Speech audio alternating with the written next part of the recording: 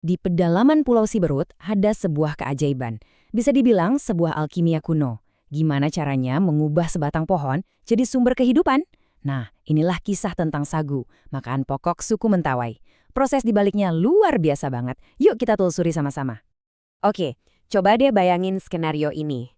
Anda lagi di tengah hutan, sendirian, nggak ada apa-apa kecuali sebatang pohon pelem di depan mata dan ya apapun yang ada di sekitar. Kira-kira bisa nggak ya pohon itu diubah jadi makanan buat bertahan hidup? Nah, kalau buat kita mungkin itu teka-teki yang susah banget ya. Tapi buat suku Mentawai, ini bukan teka-teki. Ini adalah cara hidup mereka. Sebuah kearifan yang diwariskan turun-temurun, sebuah blueprint untuk bertahan hidup yang selaras banget sama alam. Oke, sekarang kita bakal lihat gimana persisnya mereka melakukan itu, step by step. Jadi, sagu itu bisa dibilang denyut nadinya kehidupan orang Mentawai. Penting banget.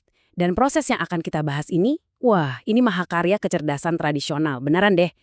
Tapi sayangnya, kearifan kuno ini sekarang lagi di persimpangan jalan nih, berhadapan langsung sama mesin-mesin modern.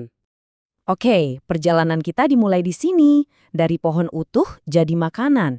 Semuanya diawali dengan tenaga dan juga ketelitian. Langkah paling pertama, ya, menaklukkan si raksasa hutan ini dan mengubahnya jadi potongan-potongan yang lebih gampang diolah. Dan ini bukan kerjaan ringan ya. Bayangin pohon sagu yang segede itu ditebang, terus dipotong-potong jadi beberapa bagian. Tapi perjuangan yang sesungguhnya baru aja dimulai, yaitu mengupas kulit luarnya yang super keras. Keras banget loh. Nah, buat tugas seberat ini, ternyata kapak aja nggak cukup. Disinilah kita lihat kejeniusan pertama mereka. Namanya ugdak. Ini bukan cuma sepotong kayu biasa loh.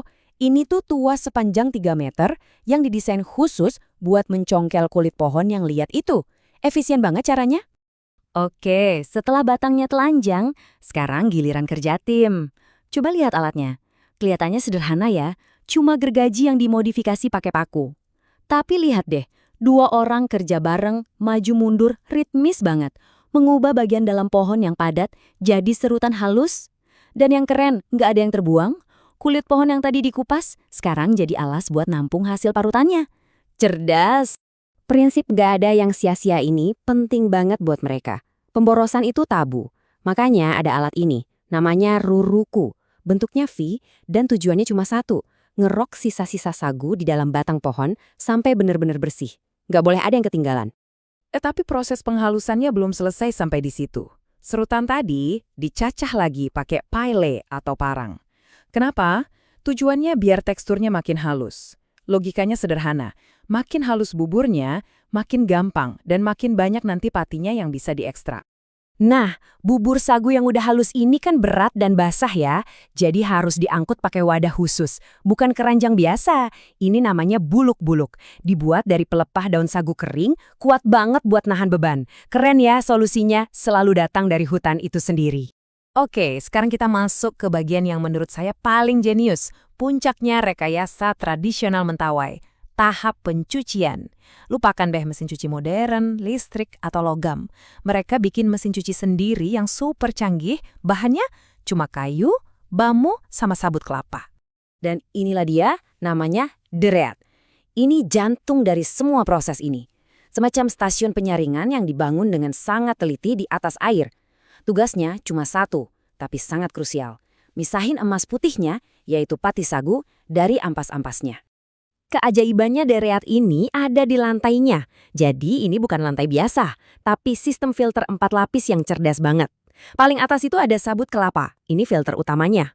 Di bawahnya ada 3 lapis bambu yang disusunnya saling silang. Tujuannya apa? Buat menciptakan celah-celah penyaringan yang pas banget. Seperti kata Pak Franciscus Sabulat, salah satu warga di sana yang masih memegang pengetahuan ini, fungsinya ya simpel, agar ampas sagu tidak ikut hanyut dengan sari pati sagu. Sederhana kedengarannya, tapi ini prinsip rekayasa yang presisi loh, dan semuanya cuma pakai bahan dari alam. Terus, gimana cara kerjanya? Gini, bubur sagunya ditaruh di atas filter tadi, terus digunyur air sambil diinjak-injak. Nah, gerakan injakan ini yang memeras keluar patinya dari serat.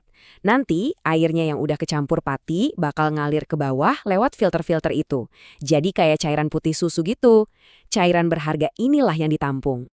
Oke, patinya udah berhasil dipisahin dari ampas. Tapi ini masih dalam bentuk cairan. Perjalanannya belum selesai. Pertanyaan berikutnya, gimana cara mengubah cairan ini jadi tepung padat yang bisa disimpan lama?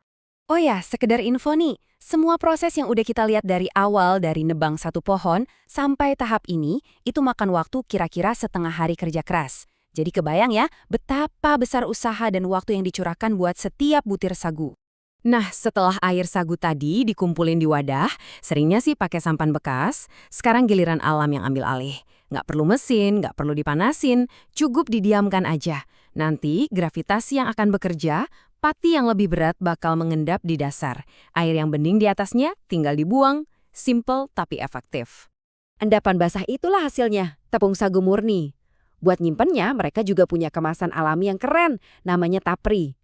Ini wadah dari anyaman daun sagu, jadi bisa bernafas. Fungsinya buat jaga kelembapan tepungnya, biar awet. Jadi keseluruhan sistem yang super genius ini, yang benar-benar menyatu sama hutan, sekarang justru berada di persimpangan jalan.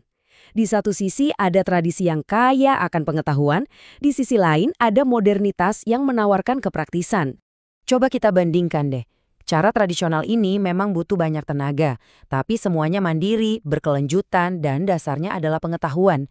Sementara cara modern pakai mesin, ya jelas lebih cepat, tapi ada harganya, jadi tergantung sama bahan bakar. Dan yang paling nggak ternilai harganya, pengetahuan budayanya pelan-pelan bisa hilang. Ini yang akhirnya ninggalin kita dengan satu pertanyaan penting untuk direnungkan. Kalau ada cara yang kelihatannya lebih praktis datang, gimana kita mengukur harga dari sesuatu yang kita tinggalkan? Karena di balik setiap alat kayu dan anyaman rotan yang mungkin nanti terlupakan itu, ada lebih dari sekedar cara membuat makanan. Di situ ada identitas.